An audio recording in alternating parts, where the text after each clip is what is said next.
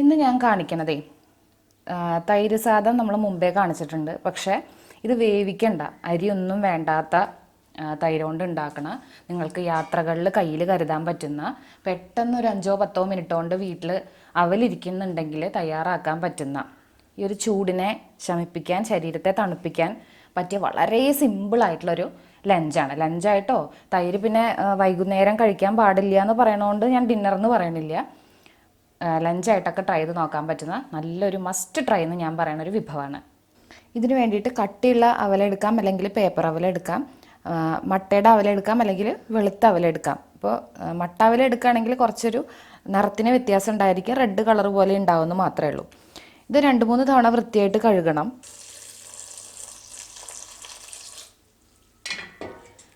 ഇത് നമ്മൾ 2-3 തവണ കഴുകിയതിന് ശേഷം ഒരു 10 മിനിറ്റ് നേരം, നല്ലോണം കട്ടിയുള്ളതാണെങ്കിൽ കുറച്ച് കൂടുതൽ സമയം കുതിർത്താൻ വേണ്ടി വെക്കണം. കട്ടിയില്ലാത്ത അവലാണെന്നുണ്ടെങ്കിൽ പെട്ടെന്ന് കുതിർന്ന് കിട്ടും കേട്ടോ. വെള്ളത്തിന് അങ്ങനെ അവലൊന്നുമില്ല. ഇതിങ്ങനെ മുങ്ങാൻ പാകത്തിന് കുറച്ച് വെള്ളം ഒഴിച്ചിട്ട് ഒരു 10 മിനിറ്റ് നേരെ ഇതിരിക്കട്ടെ. അവൽ കുതിർക്കാൻ വേണ്ടി 10 മിനിറ്റ് വെക്കണ സമയം കൊണ്ട് നമുക്കിതുപോലെ വലിയൊരു കഷ്ണം ഇഞ്ചി, എരിവിന് വേണ്ടിയിട്ട് 2 പച്ചമുളക്, ഇഞ്ചിത്തൈരിനൊക്കെ വേണ്ടിയിട്ട് നമ്മളൊന്ന് ചതച്ചെടുക്കുമല്ലോ, അതുപോലെ വളരെ ചെറുതാക്കി അരിഞ്ഞെടുക്കണമെങ്കിൽ അരിഞ്ഞെടുക്കാം, ഇല്ലെങ്കിൽ മിക്സിയുടെ ജാറിലൊന്ന് കറക്കിയിട്ട് വല്ലാതെ അരഞ്ഞു പോവാത്ത രീതിയിൽ ഒന്ന് ചതച്ചെടുക്കാം. ഇനി ഇത് ഉണ്ടാക്കുമ്പോൾ എപ്പോഴും നല്ല പുളിയില്ലാത്ത, അധികം പുളിയില്ലാത്ത, വീട്ടിലിങ്ങനെ ഉറവൊഴിച്ചിട്ടുള്ള തൈരാണെന്നുണ്ടെങ്കിൽ ഏറ്റവും നന്നായിരിക്കും. വല്ലാതെ പുളിയുള്ള തൈര് എടുത്താൽ ഒട്ടും നന്നാവില്ല കേട്ടോ. നമ്മൾ വീട്ടിൽ ഉറവൊഴിക്കുമ്പോൾ നമുക്ക് ആ പുളി അഡ്ജസ്റ്റ് ചെയ്യാനായിട്ട് പറ്റുമല്ലോ. വല്ലാതെ പുളിക്കണതിന് മുമ്പ് നമുക്ക് ഫ്രിഡ്ജിലേക്ക് എടുത്തു വെച്ച് കഴിഞ്ഞാൽ ഇതുപോലത്തെ നല്ല കട്ട തൈരുണ്ടാവും. ഇനി അവൽ കുതിർത്തുമ്പോൾ എപ്പോഴും നമുക്ക് നല്ല ഉപയോഗിക്കണ വെള്ളം ഉണ്ടല്ലോ, നമ്മൾ കുടിക്കാൻ വേണ്ടി ഉപയോഗിക്കണ അതേ വെള്ളം തന്നെ എടുത്തിട്ട് കുതിർത്തുക. കാരണം അവൽ വേവിക്കാതെയാണ് ഇവിടെ ചെയ്യണത്. ഇനി ചൂടാക്കുക ഒന്നും ചെയ്യണില്ല. അപ്പം നല്ല വെള്ളം ഉപയോഗിച്ചിട്ട് വേണം കുതിർത്താനായിട്ട്. 1 കപ്പ് അവൽ എടുക്കുകയാണെങ്കിൽ ഏകദേശം നമുക്കൊരു 2 കപ്പോളം തൈര് എടുക്കണം കേട്ടോ. ഞാൻ എടുത്തിരിക്കുന്ന അവലിൻ്റെ അളവ് 1 കപ്പല്ല, ഞാൻ പറയണ അളവ് 1 കപ്പ് അവലിന് ഒരു 2 മുതൽ ഒരു 2.25-2.5 കപ്പ് വരെ തൈര് എടുത്താലും നല്ലതാണ്. കാരണം അവൽ പെട്ടെന്ന് ഈ വെള്ളമായാലും തൈരായാലും അതിനെ വലിച്ചെടുക്കണോണ്ട് എത്ര ഒഴിച്ചാലും അധികമാവില്ല. നമ്മൾ നേരത്തെ ചതച്ച് വെച്ചിട്ടുള്ള ഇഞ്ചിയും പച്ചമുളകും ചേർക്കാം. ഇനി ഇതിലേക്ക് ആവശ്യത്തിനുള്ള ഉപ്പ് ചേർത്ത് കൊടുക്കണം.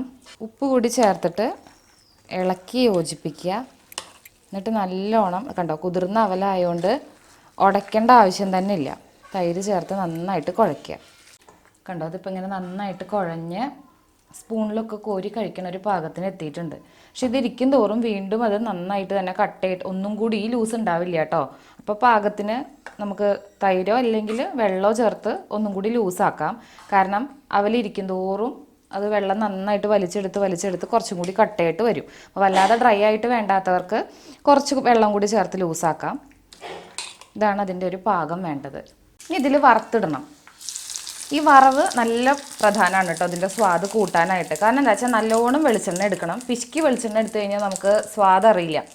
അപ്പം ഞാനൊരു 3 ടേബിൾ സ്പൂണോളം വെളിച്ചെണ്ണ എടുത്തിട്ടുണ്ട്. അതിലേക്ക് 2 ടീസ്പൂൺ കടുക്, ഒരു 2 കറിവേപ്പില, പിന്നെ വറ്റൽമുളക് നമുക്ക് എരിവ് ഇഷ്ടമുള്ളവർക്ക്, അല്ലെങ്കിൽ പച്ചമുളകിന് ഇപ്പം നമ്മൾ എടുക്കണ എരിവ് ഇത്തിരി കുറച്ചാലും കുഴപ്പമില്ല. വറ്റൽമുളക് കുറച്ച് അധികമായിട്ട് എടുക്കാൻ വേണ്ടിയിട്ട് ശ്രദ്ധിക്കുക. നമ്മൾ ഇഞ്ചിയും പച്ചമുളകും ചതച്ചുല്ലോ, അപ്പോൾ പച്ചമുളക് കുറച്ചാലും വറ്റൽമുളക് ഒരു 2-3 എണ്ണം ഇതുപോലെ നെടുകെ കീറി ഇടുമ്പോഴാണ് ആ വറവിന് നല്ല സ്വാദ് വരിക. ഈ വറുത്തിട്ടതുണ്ടല്ലോ നല്ല വാസനയാണിത്. അനക്കാതെ നമുക്ക് അടച്ചു വെക്കുകയാണെന്നുണ്ടെങ്കിൽ ഈ മുളകിന്ന് അതിൻ്റെ ആ ഒരു എരിവ് എണ്ണയിലൂടെ ഇറങ്ങി നല്ലോണം യോജിച്ചിരിക്കും കേട്ടോ. അപ്പോൾ അത് പിന്നെ അങ്ങോട്ട് ഇളക്കി യോജിപ്പിക്കുകയാണെന്നുണ്ടെങ്കിൽ ആ വറ്റൽമുളകിൻ്റെ സ്വാദും കൂടി ഇതിൽ നന്നായിട്ട് വരും. ശരിക്കും ഇത് കഴിക്കുന്ന സമയത്ത് വേറെ ഒന്നും വേണ്ട. ഇപ്പോൾ പിക്കിൾസോ അങ്ങനെ ഒന്നും ഇല്ലെങ്കിലും നമുക്ക് ഈ വറ്റൽമുളക് ഒന്ന് ഞെരടി ചാലിച്ച് ആ വെളിച്ചെണ്ണ കൂട്ടി ചാലിച്ച് കഴിക്കാൻ തന്നെ നല്ല സ്വാദായിരിക്കും. ഇപ്പോൾ ഇതുപോലെ ഇരിക്കട്ടെ. അങ്ങനെ ഏകദേശം ഞാൻ നേരത്തെ പറഞ്ഞതുപോലെ നമ്മൾ രാവിലെ 11 മണിയൊക്കെ ആകുമ്പോൾ ഉണ്ടാക്കി വെച്ചതാണ്. ഇപ്പോൾ ഒരു 1 മണി ആയിട്ടുണ്ട്. ഇനി നമുക്കിത് വിളമ്പാൻ നേരത്താണ് ഞാനിത് ഇളക്കി യോജിപ്പിക്കുന്നുള്ളൂ.